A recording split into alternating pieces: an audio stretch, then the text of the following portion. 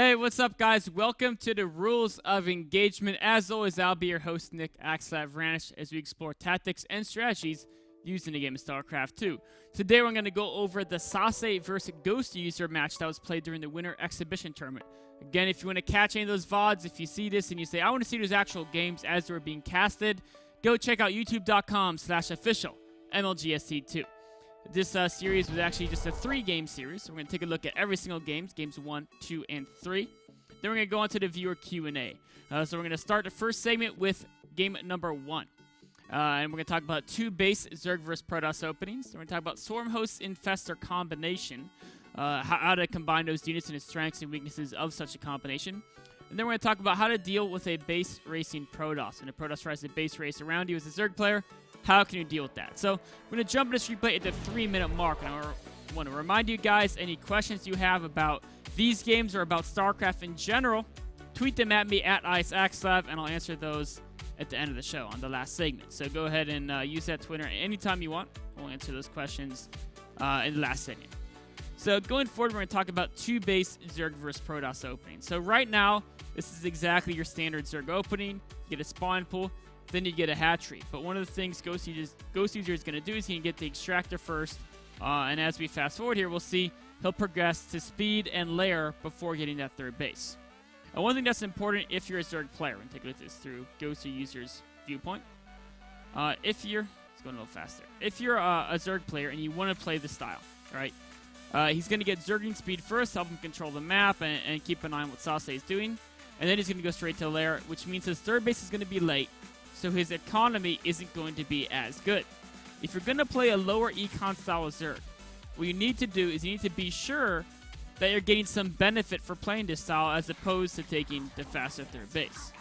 Even if you're worried about Protoss timings and you're like, I can't take a 3rd base until I get units, you're better off taking the 3rd base and then building a bunch of spine crawlers. Those spine crawlers will cost you less gain from the 3rd base than you are playing 2 base, unless you can find a way to get that tech advantage, right? So that's why we see Goswser. He's not getting roaches. He's not getting Hydralisk. He's going straight to Infestation Pit for either Swarm Host or Infestors. And the reason why is because if he wanted roaches or Hydralisk, he'd want to be on 3 bases so he could outnumber his opponent. Because if you're doing low-tech units, you have to outnumber your opponent. If he's going 2 base, it's because he wants to focus on tech to get cost-efficient units that'll compensate for the later 3rd base. We can see here, going straight for the Infestation Pit with the Pathogen Glands. That's to help control his opponent's airplay, and of course to deal with any type of 2-base immortal timing or something like that. It's just a good idea to get, if you want to get Infestors and Swarm Hosts, it's never a bad idea to get the Infestors first, because the Infestors will build up energy and get stronger, whereas the Swarm Hosts, you can get them later and they'll still be just as good. So we're going to fast forward this a little bit. Of course, he's using those speedings to try to keep an eye on what his opponent's doing. Make sure his opponent, if his opponent's moving out, he knows and he can build reactive spine crawlers. We saw he got 1 cancel on the 3rd base. Of course, that 3rd base will be put up as soon as Sase feels comfortable defending it. And he can move out with some ground units, even though he opened air. So going forward here, the next thing I want to talk about is using the combination of Infestors and, of course, Swarm Hosts in combination. So, as a Zerg player, if you're using this combination of units, what you want to do is create a drawn-out engagement where they have to keep engaging your locusts over and over and over again, and those locusts, of course, are free.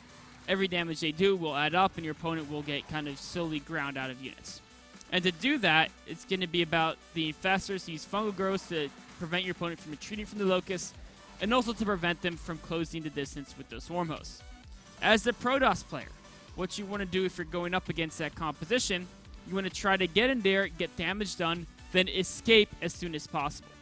So as you go forward here, once Sase thinks he has enough Colossi to kind of power through the Locust, he's going to look to try to kill a 4th base or even get a good trade in using the Colossi. So as he pushes forward here, this is the key thing. Sase wants to avoid fighting never-ending swarms of Locusts. What he wants to do is either avoid the Locusts, or take out this hatchery and escape before he loses too much to Locusts. Or if he can get an opportunity to power through the Locusts and go after the Swarm Hosts, he wants to do that as well. So he's going to come in here, and ideally what the point of the sentries is to isolate the Locusts, keep them back, while you do the damage you want to do here. Now, from the Zerg point of view, what you want to do is you want to keep your opponent units stuck. If they're stuck, they can't micro against the Locust, and they can't advance to the Swarm Host. They have to sit there and fight the Locust straight up, in which case you're going to trade poorly. So we see here, Sase uses the force fields in a great location, takes out the 4th base, and now ideally he'd want to retreat. But he can't, because the Infestors combined with the Swarm Host prevent that retreat. So Sase's got to sit here and try to outweight these fungal growths. This is a situation where the Mothership Core is insanely useful. So right now he's killed the 4th base, the Locusts are forced back, but looking forward here, look at his sentries, right? He only has 1 sentry with almost no energy, so there's no more force field. So he can't prevent those Locusts from coming in. He knows, if you look at the Sase viewpoint, that there's plenty of Infestors with tons of energy. That means he's going to keep getting fungal growth, and the Locusts are going to keep killing his units, so he's got to recall out of here now. A lot of times, Protoss players kind of assume if they have a lot of Colossi, like he has, 5 Colossi, that they can kill Locusts very effectively. Well, that's true. You can kill them well. They are still going to kill you well as well. We can see here this one Colossi goes down. Another one's getting focused down. And Locusts, even if the Locusts die fast, their DPS is so high they can kill units fast as well. So killing a couple Infestors there. But unfortunately, it's not worth it. So if you're a Protoss player, if you get in there, you want to recall out once you know you can't do too much more damage to their important units. If you're a Zerg player, utilize the fungal growth to prevent your opponent from retreating. And like Goswser did, if you can get that Mothership Core down fast before your opponent realizes they have to recall, it's a great thing to do. Because if we rewind there, how many Protoss players would think they have to recall from a Locust force? I'm sorry, let me wind this back a bit. How many Protoss players in this situation, fast forward it back up to the point where you start getting fungal growth, right here, right? How many Protoss players, from Sase's point of view, would look at this and say, okay, I've got a whole bunch of Colossi, some supporting units, I've got a lot of guys here, why should I have to recall from a few Swarm Hosts when I have units that hard counter them? And so they're going to try to keep seeing what damage they can get done in a frontal attack. And while they're in that phase, where they're like, I have a bunch of Colossi, I shouldn't have to recall from Swarm Hosts, if you can kill the Mothership Core then, by the time they realize that Swarm Hosts can actually will still power through those Colossi if the Colossi are stuck with fungal growth so they can't kite backwards, then it'll be too late. So, I mean, eventually a Protoss player will get used to the fact that Infestor Swarm Hosts combined you can't really advance on, and they won't make these mistakes. But for now, every Protoss player is like, Colossi counter Infestors, Colossi counter Swarm Hosts, so I should be fine. But when you combine Infestors and Swarm Hosts, all of a sudden Infestors don't have to do all the work themselves. They just have to prevent retreat of a few of the units. And a Swarm Host, all of a sudden, the main counter to Locusts is utilizing the fact they have 3 range. And you kite backwards against those short-range Locusts. You can't do that once there's fungal growth. So combined, they actually start to counter the units that counter them. Becomes a very, very strong composition. Going forward, of course, we're going to jump back, just X8 this a little bit to go forward in the game. Sase kills the 4th base. He loses his army, but he's not in, I mean, he's in a bad position, but not the worst. And why is it not the worst? Well, the incomes, as we see here, are exactly even, 3 base to 3 base. Goswser is up a little bit in supply, but Sase, he has very good upgrades, right? He's working on 2-2, which is obviously very good with double forge Chrono Beast. He's about to get the third, he's about to start the 3rd attack. Goswser, of course, he has good upgrades for some of his units, right? The Swarm Hosts are about to be 2-1.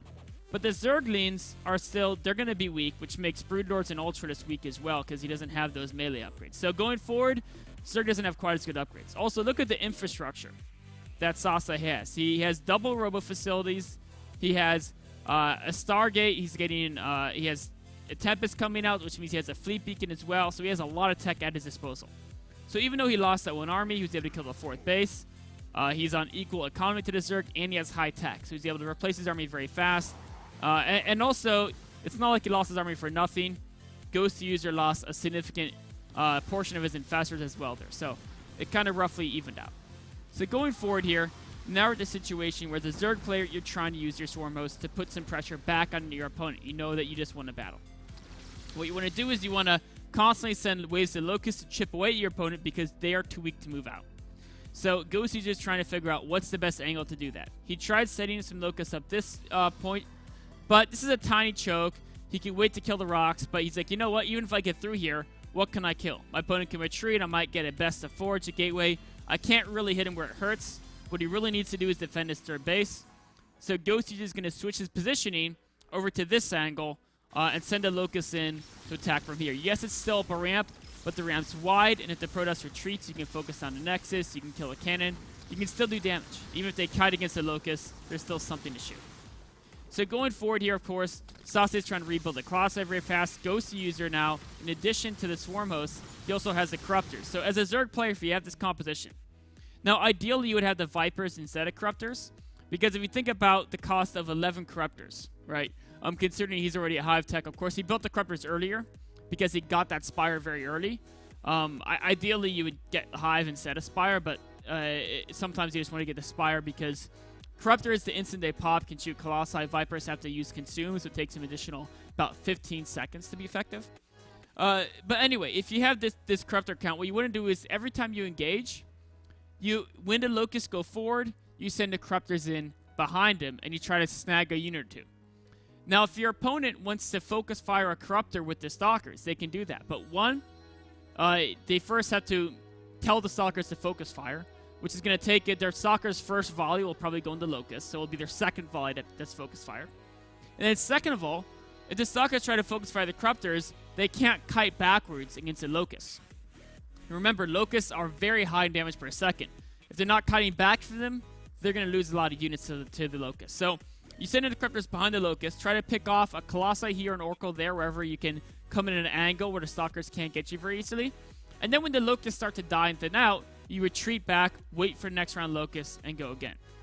So as you see this, with Goswser, that's what he's going to do. The reason why he moved his Corruptors to the left side is because he saw the Stalkers run the right side. So yes, he could have ran over the Stalkers, tried to get these two Colossi, but he would have lost a couple of Corruptors. If he moves to the left side, yes, he can't kill the Colossi quite yet, but what he can do is he can kill the Oracle, he can kill the Tempest, and he can kill the Observer, which are all equally important. And now he feels that he wants to kill more. So even though the Locust wave is gone, he's going to use the Roaches and Speedlings to try to tank temporarily for the Corruptors, and that the Corruptors kill these two Colossi. So anytime you use Swarm Host, you try to get damage done when you have other units to tank. And then, of course, the Corruptors should retreat now, and they would, if there was more units left, they would come back right behind the next Locust wave. So you keep doing that in cycles. Very important to make sure you at least kill the Observer. If you kill the Observer, the Protoss has to back away. And now Sase is in this position where he's like, okay, there's no way I can defend my third base. If Sase continued to try to hold this position, he would lose several units every Locust wave, and he can't afford to replace them. If you look at his food, it's at 133. His income is 2 bases. It's soon going to be 1. He can't afford to trade fighting free units. He can't do it. So he has to retreat and go for the base race, right? And as Sase does this, what's he going to do? He can say, I'm assuming I'm going to lose my third Nexus here. If my opponent is on top of they're basically noticing where my army is, he's going to go straight for that Nexus, take it out. So what I'm going to do is I'm going to take these 2 bases down here. And the reason why I want to take these bases is because I can protect them from speeding harass with my army. That's in a great location. And they're just expanding away from my opponent's army. I can't beat my opponent's army, right? It's too strong. It's inefficient to fight it straight up. So I'm going to base race, expand on the sides of the map, and then when this base dies, I'll move all the probes down to the right side. Now from from Goswser's perspective, this is what Goswser knows. He knows my army is currently unstoppable in a straight fight. He just can't go up against me toe-to-toe. So I know I can kill his third base. I know he's trying to base race me. He may have exterior bases here. So Goswser's goal now is to first kill his third base and then to try not to take too much damage from the Protoss player. If he committed to kill the Protoss, all the Protoss bases, it could get a little bit messy with hidden expansions everywhere. Like one Tempest could start picking at him. It could be really annoying. He wants to avoid a base race if possible, even though he might win it, because ideally if you're winning, you don't want to go into a base race, because that's an opportunity for a comeback if they kill all your buildings. So he wants to kill third base and then defend. How's he going to do that? Well, the secret here, one thing that's very important to know, is that Swarm Hosts are not that great at defending against a base race. The reason why is because they only attack once every 25 seconds, send the Locusts out. If your opponent is highly mobile, they have Stalkers, if they have Colossi, those can both maneuver around cliffs, they can move around the Locust and attack from a different angle. And now, yes, if you're good with controlling your swarm hosts, those can always move and stay away from the Protoss Force. But the Protoss Force doesn't have to kill your swarm hosts. They just need to kill all your expansions. And so it's hard to defend 4 bases, 5 bases, etc. as you spread further out with just swarm hosts. So ideally, if you're in a situation where you're very far ahead with Zerg, what you want to do, if you have enough army strength to defeat your opponent without the swarm hosts, you can lead the swarm hosts to attack and to help zone out your opponent's army. And your other force can be to cover to make sure they can't flank around your swarm hosts. All right, so what I mean by that is, let me actually jump into here and do a little bit of, oops, that's the wrong map. Sorry. So we're just going to talk about it on this screen here. So ideally what you do is you grab your Broodlords, right, and your Infestors. So we can see here he's got, he actually doesn't have any Infestors, so that's one problem. Ideally he'd have some Infestors. But you grab your Broodlords and something to help protect them. So maybe it's, it's the speedings you're producing. All right, you want to get enough force that your opponent can't wipe it out immediately. And your swarm hosts, you can keep them over here, right? You can back them up to this ramp. And first you kill the Nexus, and then what the swarm hosts do is use them to protect this left side of your base, right? To control this left side of the map. And while the swarm hosts control the left side of the map, your army can control this location here around your third base. And now this location here, with Broodlords and Speedings, you can defend against a Blink Stalker attack because it's a narrow choke. You've got a Hatchery to help tank you, and you've got all your rallied reinforcements can join in here. So going forward, ideally, you want to keep the Swarm Hosts where they can keep damaging your opponent's bases if your opponent retreats. But at the same time, they can help zone your opponent out from outmaneuvering you. So your non-Swarm Host force, the Broodlords, the Infestors, can often hold a choke, but they can't defend very well in the open. So the Swarm Hosts use their Locusts to control the open area, right? Which means this area here, the ridge, and of course, killing your opponent's third base. It's very important to kill this third base. Unfortunately, Goswser didn't kill it. And now going forward, if you think about it, Sase has to run a war off of just this third base, right? This base will mine out very soon. These bases are hard to defend because you can stop them with speedings. So this is the base that he has to run to war off of. And if you kill this third base, all of a sudden, yes, it can be annoying running his army around, but as long as you eventually pick it off of Fungal Growths, Broodlords, Swarm Hosts, a unit here, a unit there, he'll run out of forces. As we can see here, if you can get a good flank here with a few Swarm Hosts here, the rest, I don't know where they are. They're back here. Yes, he can avoid you and run away, right? But as he's doing so, he's taking losses. He already lost the Observer. He's losing some Zealots and Stalkers to the Speeding Locust combination. And now his second Colossi is in danger of going down as well. So even while he has mobility, you can usually corner him and pick off the unit here, unit there. But for Sase, that's okay right now. Why? Because he's still mining from this base. So even if this army gets pushed back, even if he has to sacrifice these two right side bases because now his army has been pushed back into them. So as we see, with his army pushed back into them, the Zerg player can quite easily deny these bases, right? He has to, the Zerg army is already right next to them, right? So with a Fungal Growth here, the Swarm Hosts coming in here, the Broodlords, Sase has to retreat and give up this location. He can't defend these bases. And then that means Goswser will take this base out. This base has been spotted with a drone. He can just send a few speedlings there. There's no way for Sase to defend it. And as he zones out the Protoss army, the Protoss is only on this base. And that's okay because the Protoss has killed the fourth base, and now he's going to head over here and try to kill the fifth base. But it would not be okay if Goswser killed this location, because if he did, and all of a sudden while Sase can base race, he can be cost efficient. He can use his mobility to pick off hatcheries here and there. But eventually he'll run out of army because he can't replace it. So that's the key thing. If you're a Zerg player using Swarm Hosts, right? Yes, you want to go and kill these bases. There should be a few. Here we go. Slow squad of speedings to deny this one. You want to kill the bases, but you also you want to defend yours. You want to corner around this Protoss army, right? That's what he's doing. He's trying to corner it in the top left. But it's still important that once you kill, it can't be rebuilt. Because if you're trying to corner it and you misposition your units, like right here, all the Infestors were in the front. Now all of a sudden all the Infestors are dying. You just lost 7 Infestors for nothing, right? And that might happen. You might make that mistake. If you hit the Fungals, it would have been game over, right? Because the Locust would have killed everything. But if you miss the Fungals, you wouldn't have the ability to continue the game by saying, okay, yes, I missed the Fungals. Yes, I was cost inefficient. But I'm still mining from a third base, and he's not mining at all. right? Because I killed these 2 bases on the right side when his army had to abandon them. But it all just comes back to this 3rd base here. If you're not able to take that out, all of a sudden your opponent can do this mobility war. They can trade units. They catch you off guard. They kill a bunch of swarm hosts. It's trades they can afford because they can continue to replace units and rebuild their classic now. So going forward here, we're gonna stop the game here to give you guys a little bit of suspense. It was a pretty cool game. Check out the whole VOD at youtube.com/official MLGSC2. But the one thing I want to leave you guys with is, you know, actually, let me do something real quick. I'm gonna load up a. I'm gonna do a really quick thing. We're gonna use Daybreak. And what I want to do here is, let's say you're using Swarm hosts on Daybreak, right? This was calculated. Let's say you're using them on Daybreak. Your opponent was trying to do the base race strategy. What you want to do is you always want to zone out half the map with the Swarm hosts. So you pick half of it, right?